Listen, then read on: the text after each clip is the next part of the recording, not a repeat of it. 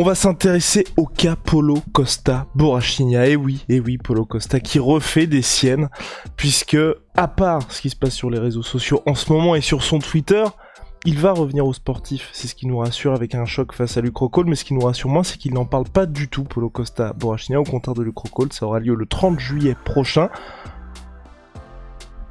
dans le Texas. UFC numéroté, la revanche d'Amanda Nunes contre Peña en main event, co-main event, Kai France contre Moreno, générique Big Rusty. Soit.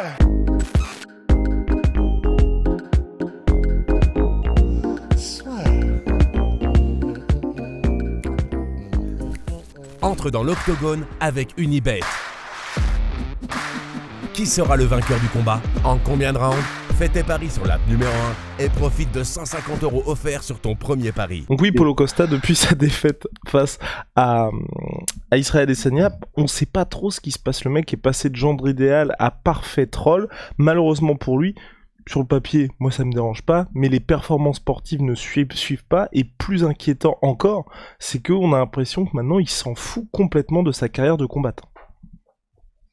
Ah oui, c'est très bizarre parce que ce qu'il sauve, c'est deux choses. C'est que ça reste quand même un très bon combattant. C'est-à-dire que, en gros, le combat contre Vettori, on va y revenir très rapidement parce qu'on l'avait déjà couvert exhaustivement.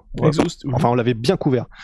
Et en gros, ce combat était quand même extraordinaire. C'est-à-dire que il a quand même montré sur 5 rounds que c'était un monstre absolu. Il a envoyé des kicks. Enfin, tu vois, il y avait de l'engagement, c'était technique, c'était une vraie guerre, quoi. Donc ça le sauve parce que, enfin. Quoi qu'on reproche un combattant, si c'est un combattant dans l'âme et un guerrier, c'est généralement quand même ça le met bien dans la tête des fans quoi qu'il fasse, tu vois, dans une certaine mesure. Et le problème, c'est qu'il y a ça et il y a le fait qu'il est très drôle en fait. Vous allez voir son compte Twitter, mais c'est un délice quoi. Mais le problème effectivement, c'est que si on revient sur ces les deux derniers combats qu'il a entre guillemets desquels il s'est lui-même sorti.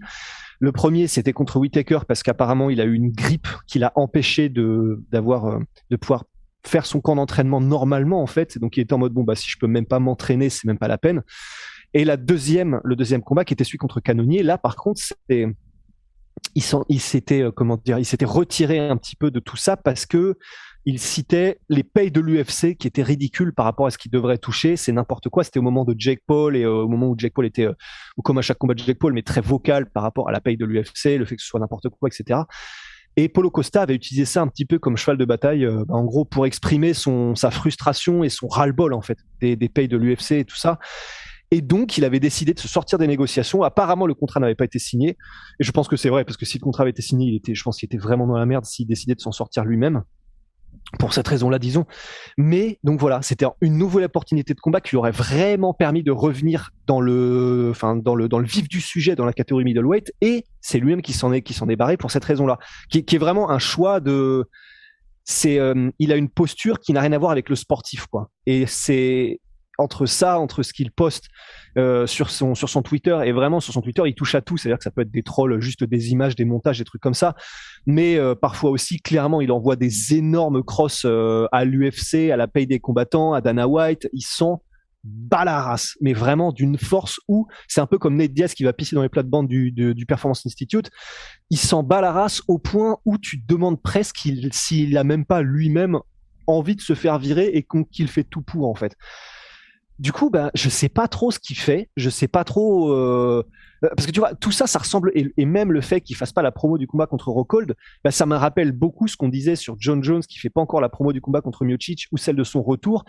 Et ma théorie sur ce sujet-là, dans le podcast qu'on avait fait dessus, c'était que il se dit de toute façon, ça sert à quoi je fasse la promo? Je suis pas payé plus. De toute façon, si les gens veulent me voir, ils me verront. Je gagne pas forcément beaucoup plus, donc basta, tu vois.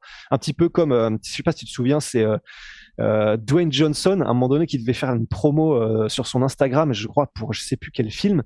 Et en gros, c'était pas dans le contrat de Dwayne Johnson. Et en gros, je sais plus si c'était le film San Andreas, un truc comme ça. Et c'est un truc qui avait été assez connu parce qu'en gros, les mecs avaient demandé de la prod.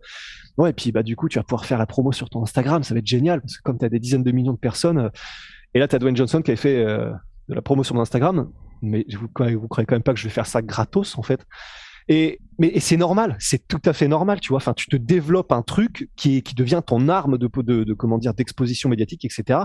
Bah, j'ai l'impression que John Jones, c'est un petit peu ça aussi. Genre, si je peux pas payer plus, comptez pas sur point pour non plus faire trop de promos, tu vois. C'est à double tranchant parce que théoriquement, plus eux vendent de pay-per-view, plus ils gagnent. Mais là, je pense que c'est plus au niveau de la posture, en mode maintenant on en a marre. Et moi, j'ai l'impression que Paulo Costa, tu vois, c'est ça. Je sais pas ce que t'en penses, mais j'ai vraiment l'impression que là, il va faire son truc, il va faire ses combats, mais que vraiment, il est dans un état d'esprit de je vais rien ne sera plus tabou, je vais juste combattre, je vais faire ça à ma manière, vu que, et à mon avis, c'est à son sens, vu que de toute façon, on nous respecte pas et qu'on nous paye pas à la hauteur de ce qu'on mérite, eh ben, je vais pas faire d'extra effort non plus, tu vois. Wow, il va pas faire d'extra effort Johnny Bones Jones, mais on parle pas de Johnny Bones Jones, on parle de Paulo Costa, qui va pas faire d'extra effort non plus. Ouais, mais moi, ce qui m'inquiète, au-delà de ça, tu vois, tu peux être en conflit ouvert avec l'UFC, comme les Nate Diaz, comme beaucoup d'athlètes auparavant. Exactement, comme Conor un temps, mais au moins, tu vois, arriver dans de bonnes conditions. Là, Paulo Costa, tu vois, il est vraiment passé en l'espace de 2 ans d'espoir potentiel à même les gens pouvaient se dire c'est peut-être lui qui va battre Israel Adesanya à aujourd'hui, je suis même pas sûr que si là il perd contre Luke Rockhold dans un combat où il a clairement rien à gagner à part rassurer sur son état de forme au global, qu'une organisation va vouloir de Paulo Costa, parce que à traiter sa carrière sportive en dilettante comme ça, je trouve que c'est très très très inquiétant, et puis surtout ça rassure pas quant on va dire quant au sens des priorités de la part de Paulo Costa, tu vois. Parce que mine de rien, le combat contre Marvin Vettori, si c'était imposé, là l'UFC aurait été dans une situation comme ça arrive avec d'autres athlètes. En gros, l'UFC a pas du tout envie qu'il s'impose, mais si le mec bat, enfin par exemple Leon Edwards, l'UFC a pas du tout envie que Leon Edwards ait son title shot, mais il continue de gagner. C'est Ngannou contre Cyril. Oui, exactement, ou Ngannou contre Cyril. L'UFC voulait que Cyril s'impose. Ngannou, t'es dans une situation où le mec il est champion, il a fait le taf dans la cage. Voilà, enfin, il s'impose à l'organisation. Là, Paulo Costa, contre Luke Rockhold, je pense que ça va être chaud pour lui, et surtout, j'espère qu'il va faire le poids et qu'il va pas arriver comme la dernière fois où dès le lundi, il dit ça va être très très compliqué, et on va peut-être devoir faire ça en light heavyweight. Ouais. Et ça, c'est pareil, ça me fait chier, tu vois, parce que cette situation-là, quand il en parle sur son Twitter, ça m'énerve, mais je peux pas m'empêcher de me marrer quand il en parle. Quand il est en mode, écoutez, il y a seulement les vrais professionnels qui ont jamais raté une pesée. Et ça, il l'a mis mot à mot sur son putain de Twitter. Parce que oui, à 93 kilos, il a pas raté la pesée, mais qui était prévu pour middleweight, quoi. Mais tu vois, ça m'énerve parce qu'il est tellement drôle que ça le rend sympathique. C'est ça qui est terrible. Mais effectivement, en fait, et ça, on en parlait juste avant de lancer le podcast, mais effectivement, ça, le fait d'avoir loupé le poids, c'est vraiment le truc qui va le suivre, parce que tout le reste, que tu sois en conflit ouvert avec l'UFC, je te rejoins. Là, toutes les grandes stars, ou presque, l'ont été, en fait. Mais, et ça, c'est pas grave, parce qu'à la limite, c'est pas ça qui, je pense, fera diminuer ta valeur lorsque tu iras ailleurs, tu vois, que ce soit au Bellator ou autre. En fait, ils s'en foutent. Enfin, si tu as été en conflit ouvert avec l'UFC, eux, ça leur fait ni chaud ni froid. C'est vraiment un problème qui est un problème entre l'UFC et l'athlète au moment T, et après, ça n'impacte rien. Par contre, le fait d'avoir loupé, mais vraiment, c'est loupé sa pesée, et puis avec, tu sais, comme Nate Diaz quand il met un triangle à Kurt Pellegrino, tu vois, c'est non seulement je te la mets, mais en plus, je te mets les deux doigts d'honneur en même temps, tu vois. Ouais, j'ai hésité à le faire, tu sais, alors je me suis dit, est-ce que je le fais? Ouais, mais allez, ouais.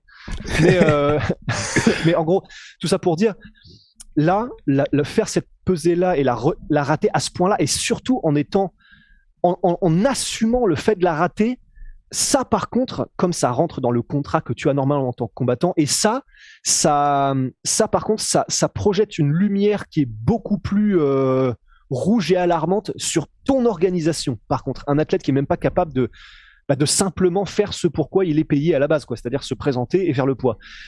Et là, ça, j'ai un peu de mal. Et effectivement, si là, il se ramène contre Luke Rockhold et qui fait un petit peu les mêmes dingueries, ça, là, par contre, je suis d'accord.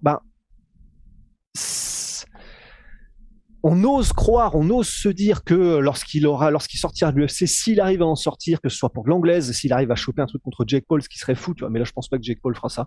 Mais s'il arrivait à choper un combat en boxe anglaise ou dans une autre organisation, ouais, non, là effectivement ça pourrait poser des gros problèmes sur ces négociations, sur la manière dont il pourrait trouver la meilleure place et au meilleur prix, quoi. Affaire à suivre donc pour Paulo Costa, qui a l'air d'avoir envie de partir de l'UFC, mais il devra s'imposer face à Luke Rockhold pour rassurer un petit peu tout le monde et puis surtout être au poids en moins de 84 kilos. Big Rusty, vous le savez, big shout à My Sweet Pea, My Sweet Protein, moins 38% sur tout My Protein avec le code la sueur, Venom, sponsor de l'UFC, sponsor de la sueur. À très vite, Big Rusty. Ah, je crois bien. Allez.